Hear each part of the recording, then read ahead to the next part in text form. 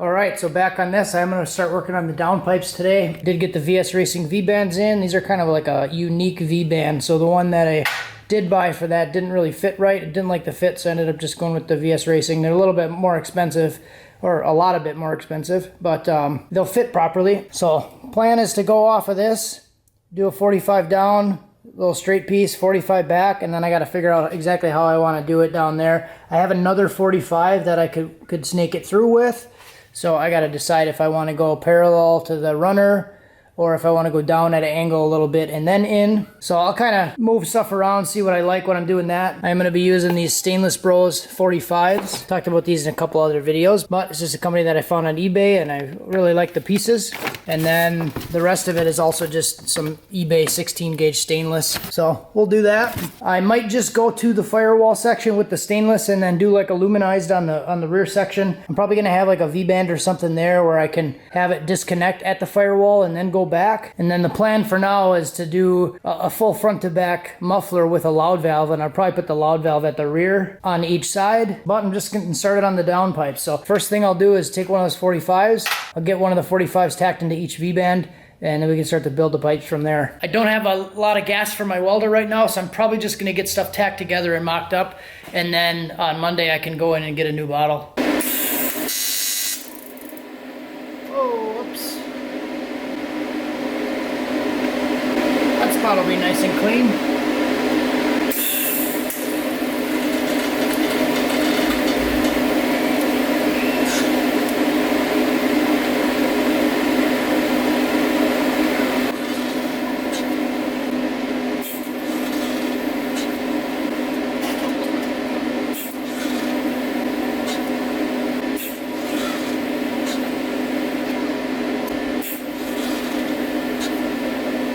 Okay, so I got a couple pieces mocked up. I've been working at this for probably 2 hours and trying to figure out exactly how I want to do this because I'm not going to be able to make them exactly symmetrical. The engine is pushed over 2 inches. This piece is longer than it is here, so here I have the elbow to the reducer, but there's a spacer here, and this side doesn't have that. So that means over on the driver's side, I have to make this runner longer than I have to make this one. So I'm trying to get it to the point where I have equal spacing here and here.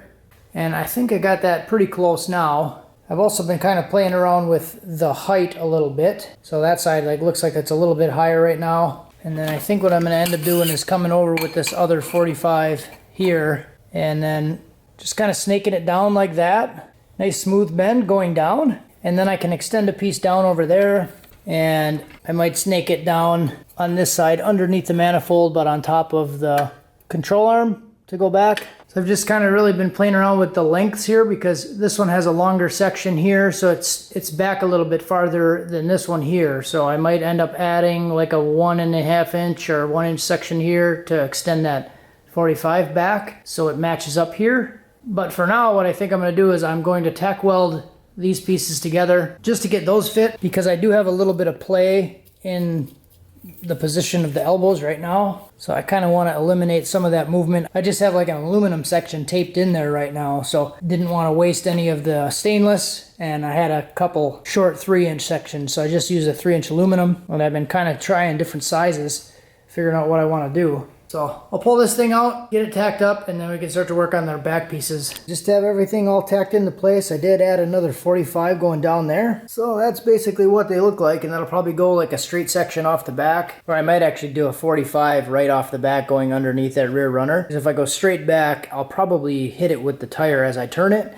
And I've done that on multiple builds before where I put like the wastegate position in the wrong spot, or I had the downpipe going down, and at full lock the wheel would rub on it. It's always an annoying thing to find out later, but I've done it at least twice. So I definitely don't want to make that mistake. So I could probably just add a 45 right off of this and then go under and tuck it underneath that runner. But I think it turned out pretty decent looking, even though, you know, this one's a little bit longer, so the rear section had to be longer. But if I look at where this 45 actually ends, it's like right above the coil spring. And then this one also, the harness is in the way, but it's pretty much right in the same spot. I think this one's a little bit longer. I did measure before I put this last 45 on. I measured from this seam to this weld, and this one was right at 9 inches, and the other one was like 8 3/4. so it's pretty close. But yeah, I like how it looks. It'll look really nice when it's all fully welded. I'm running out of gas, so I don't want to take the chance and trying to do full welds, especially with purging the inside. I just don't have enough gas to do it right now. Another thing I got coming up is I'm going to be doing this transmission, so we're just doing like a basic refresh rebuild kit.